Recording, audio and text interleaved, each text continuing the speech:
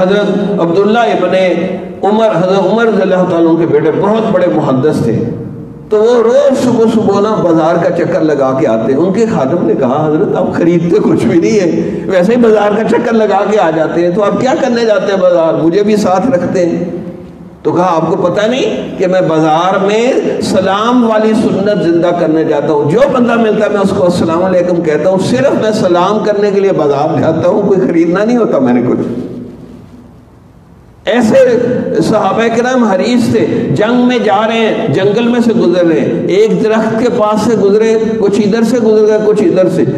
درخت سے گزرنے کے بعد جب دوبارہ ملے اس وقت بھی کہا السلام علیکم، یعنی آدھے منٹ میں کے بعد بھی السلام علیکم کہا.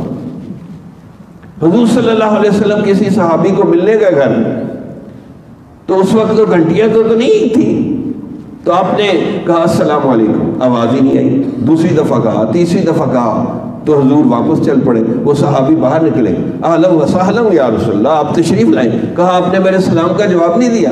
کہا یا رسول اللہ میں نے بڑا آہستہ سے جواب دیا تاکہ آپ کو سنائی نہ دے، تاکہ آپ 3 دفعہ میرے اوپر سلام بھیجے، سلامتی بھیجے، اس لیے میں نے ایسا ایسا جواب دیا.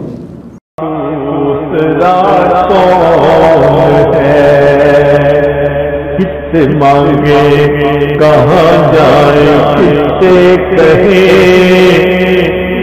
اور دنیا میں حاجت روا تو